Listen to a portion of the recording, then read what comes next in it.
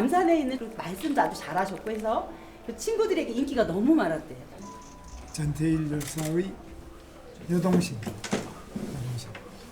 여동생이 그래서 1970년에 돌아가시고 73년부터 내가 거기 가서 그 어머니하고 간부들 현재 관장님이 잠깐 다니셨고요. 국민학부라고 해서 정규 학력 과정은 아닙니다. 오늘 우리 청년들하고 왔는데 이 전태일 기념관은 지금 해놓은 수준이 최고 수준입니다.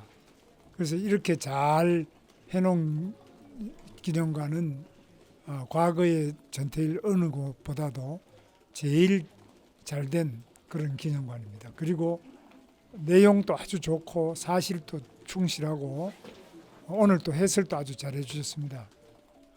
감사드리고요.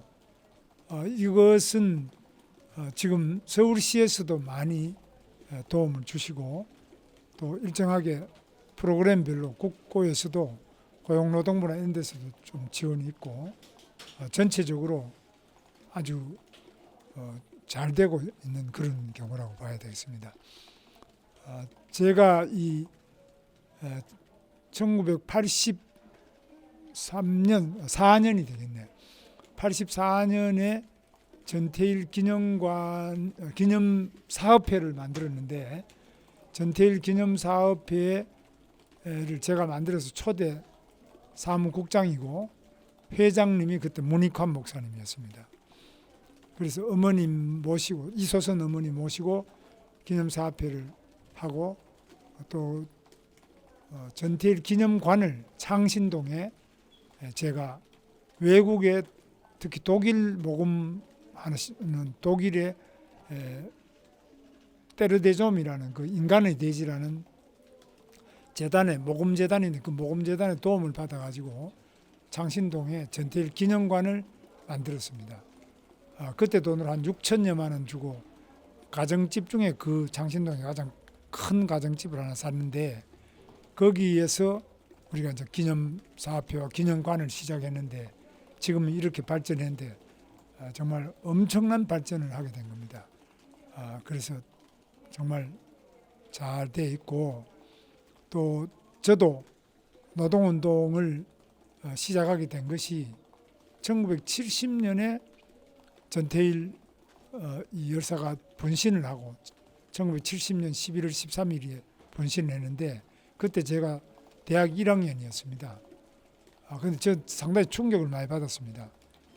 그래서 1971년에는 공장에 구로공단부터 공장에 들어가서 좀 제대로 된 공장에서 일을 해보겠다 해서 구로공단에 드레스 미싱이라는 미싱 공장에 들어가서 제가 여름 방학 때 한 달 동안 일을 하고 도저히 힘들겠더라고요. 그래서 그 다음에 72년에 유신이 됐습니다. 유신 선포가 돼서 73년 이때 이제 제가 복학을 하면서 우리 이소선 어머니 당시에 쌍문동 도봉구 쌍문동 208번지 그게 아까 말하는 판잣집입니다. 전태일 살아있을 때 자기가 직접 도봉산 밑에 거기 산속에다가 판잣집을 지은 겁니다. 그 마을이 한 20가구 있었는데 거기에 이제 전태일 집이었습니다. 아까 여기도 나오다시피 거기에 가서 이제 청계노조 간부들하고 어머니한테 모르는 거 이제 제가 좀 가르쳐 드리는 겁니다. 주로 이제 한자 모르는 거 많이 있어요. 당시는 근로기준법이 한자로 된 것만 있었는데 근로기준법이 한글판이 나오게 된 것은 1980년대 돼서 나왔습니다. 그전에는 한글 근로기준법이 없었어요. 전부 한자로 되어 있는데 그 한자로 읽을 사람이 없었어요. 그러니까 이 전태일은 한자 공부를 하면서 그걸 알았는데 그래서 한자 공부를 좀 해서 알더라도 그 용어를 또 잘 모르니까 이런 것들을 이제 제가 좀 가르쳐 드리고 그렇게 하면서 나중에 이제 청계천에서 취업을 제가 했어요. 재단 보조로 해서 재단을 좀 배워가지고 학원에 신평화 복장학원이라고 이제 그때는 복장학원 이런 게 있었어요. 요즘엔 거의 없는데 이제 재단이나 이런 거 배우려면 학원에 다니면서 그 기술을 좀 배워가지고 들어가는데 기술을 배워가지고 들어갔는데 제가 뭐 한 달 하고 나니까 그냥 바로 잘려가지고 해고돼가지고 딴 데 알아보라 그래서 또 딴 데 갔더니만은 딴 데서 또 한 일주일 되기 전에 또 잘려서 이랬는데 제가 뭐 일을 안 해서 잘린 게 아니고 보통은 여기 청계천에 오는 사람들이 초등학교 졸업하거나 못하거나 이런 한 13살, 15살 이내 이런 어린 사람들이 와서 일을 하는데 저는 나이가 20이 넘어서 23살 뭐 이렇게 늦게 가니까 아무리 해도 이 손이 못 따라가요. 한 10살 때부터 하던 사람들하고 나이 들어서 망치질하면 망치가 따라갈 수가 없어요. 그래서 제가 또 쫓겨나고 이렇게 계속 한 3번 쫓겨나다가 보니까 여기서는 안 되겠더라고요. 일은 또 아침 8시 정도부터 시작해가 그 당시엔 통행금지가 있었는데 11시쯤 돼야 끝나요.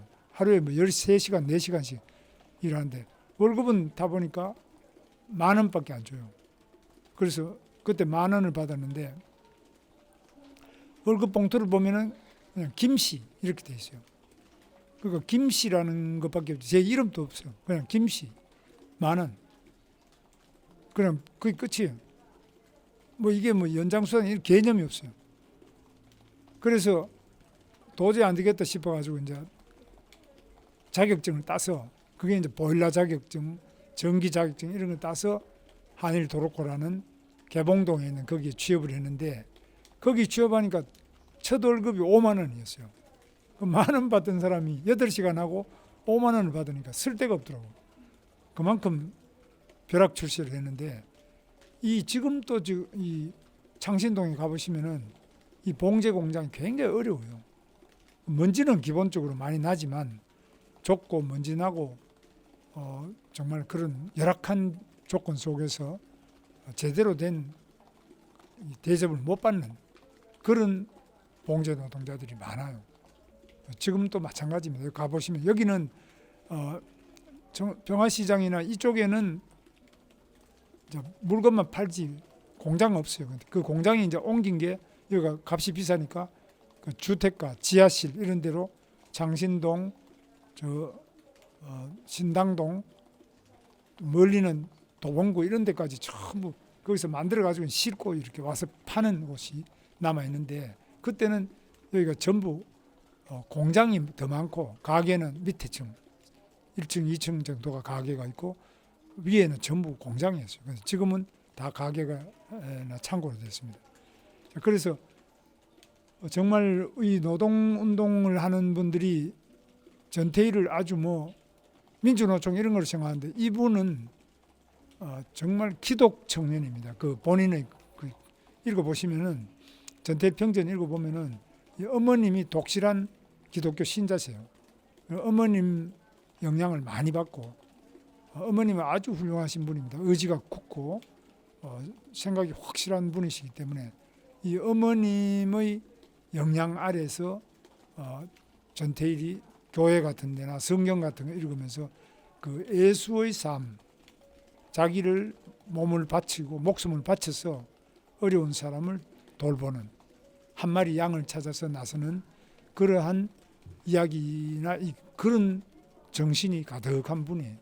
항상 남을 돌보고 자기보다 더 어려운 미싱사 시다, 어린 이 시다들을 돌보는 또 그 사람들을 위해서 번신한 겁니다. 자기 친구들은 다 살아서 지금도 뭐 사장도 하고 빌딩 가진 사람도 있고 이래요. 그래서 본인 자신이 어려운 것도 있지만 그보다는 남을 위해서 더 못한 어려운 사람을 위해서 희생하는 사람이 그 정신이 전태일 정신이에요.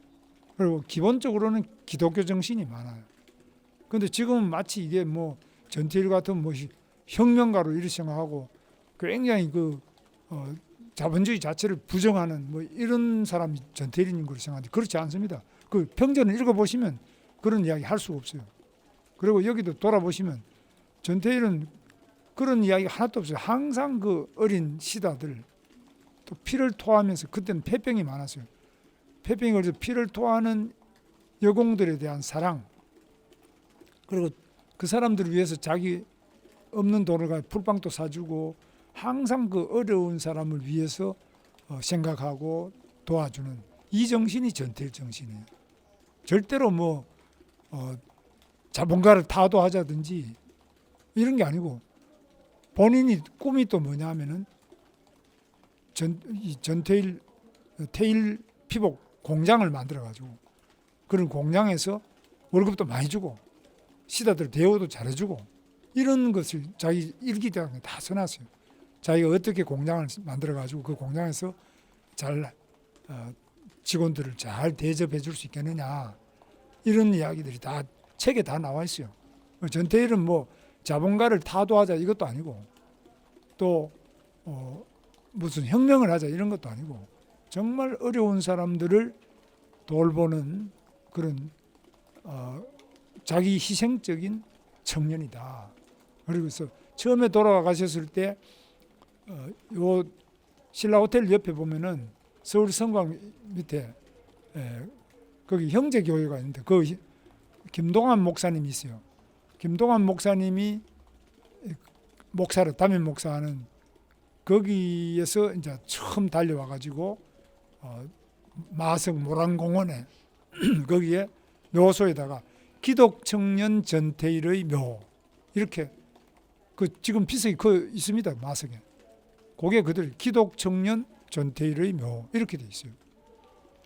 그러니까 원래 이 전태일 정신은 기독 정신 또 희생 봉사하는 정신 기독청년 전태일입니다. 그리고 여기는 뭐 그런 이야기는 안 써놨는데 그 묘소 가면 비석 자체가 그렇게 되어 있습니다. 그래서 가면서 그래서 다 끝났어요. 그래서 이제 전태일 정신에 대해서는 전태일의 평정과 그 어머니의 정언, 어머님께서 굉장히 훌륭하신 분이에요. 그 다음에 전순옥 관장, 정관장이 지금 현재 관장입니다. 전순옥 관장, 또 남동생 전태삼 씨도 있고요. 또 전태리라는 또 여동생, 막내 여동생이 있어요. 형제 자매들이 있기 때문에 그 기록이 많이 남아 있기 때문에 그걸 보시면은 전태일에 대해서는 잘 알 수 있습니다. 그래서 지금 또 제가 말씀드리고 싶은 것은 우리나라 노동조합이 현대자동차 같으면 평균 임금이 1억이 넘어요. 다. 현대 기아 다 1억이 넘습니다. 그래서 평균 임금이 1억이 넘는 사람들이 계속 임금 투쟁하고 자기 밑에 하청 공장에 대해서 하나도 안 돌보는 이거는 전태일 정신하고 완전히 반대입니다. 전태일 정신은 자기의 임금 몰려달라는 게 아니라 전태일은 그런 말 한 적이 한 번도 없어요. 항상 그 밑에 시다들 어려운 사람을 어떻게 도와줄 수 있겠느냐. 이게 전태일 정신의 기본이에요. 그리고 전태일을 자기 이익 챙기는 사람으로 이렇게 하는 거는 절대 그는 전태일 정신하고 반대예요.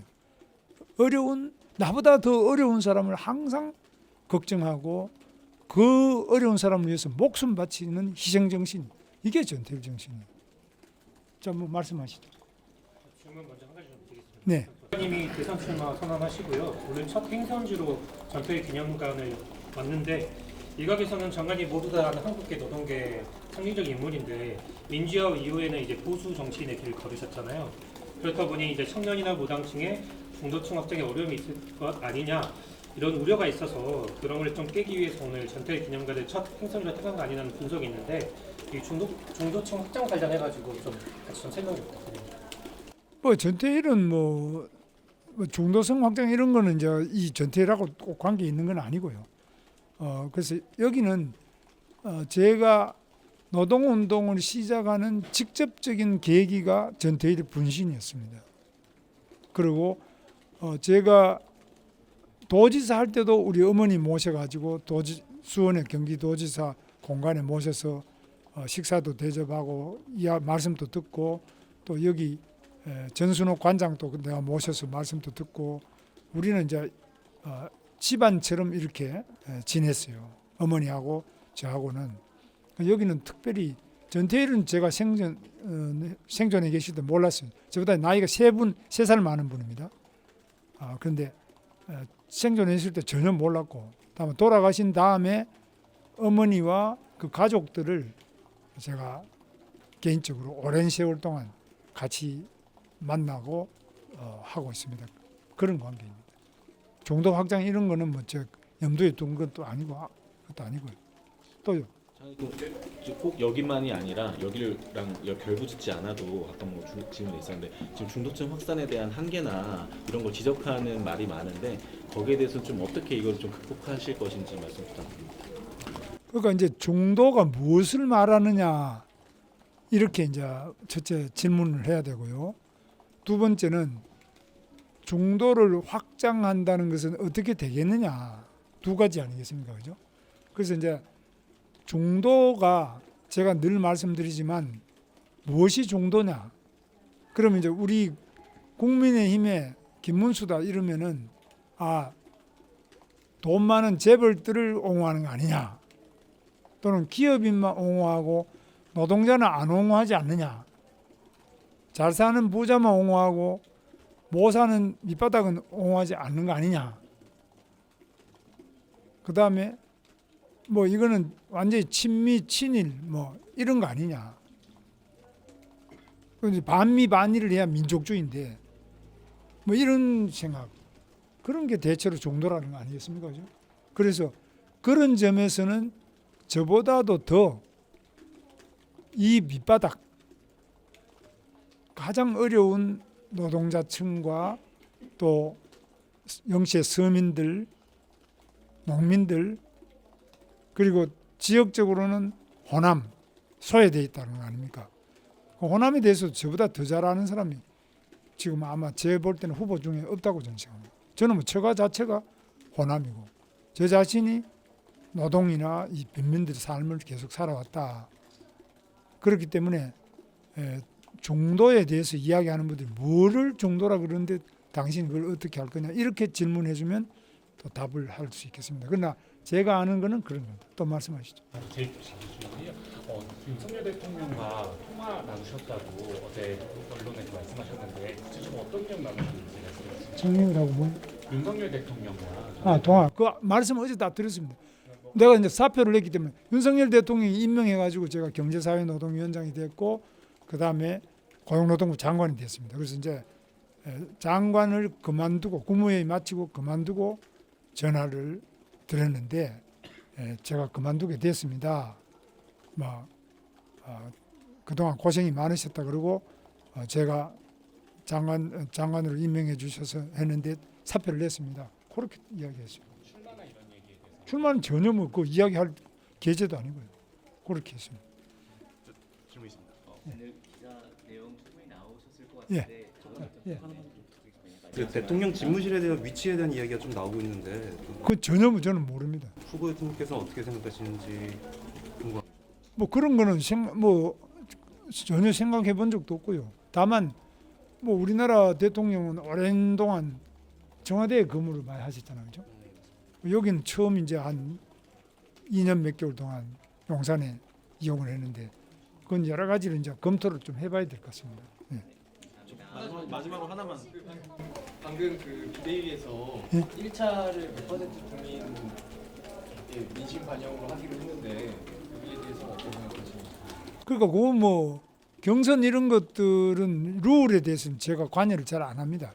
그냥 그 담당하는 우리 캠프의 실무 책임자들이 하고 제가 뭐 후보가 룰이 100인지 오늘 처음 들었는데 오늘 결정했습니까? 네. 그 저는 보지도 못했습니다. 100% 민심이다. 1차 컷오프 4명 2차에? 1차에 민심이다. 뭐 그럼 그대로 가야지. 저는 뭐 후보인데 선수가 룰이 어떻습니다. 뭐 룰을 이렇게 말하는 거는 저는 조금 그렇지 않느냐. 저는 종전에 있던 룰 이런 거를 기준으로 해서 이제 참여를 하고 있는데 그 변화가 원래는 얼마인지 뭐 저는 관심도 많이 안 가졌고 하여튼 룰대로 따라가야죠. 저는 선수니까.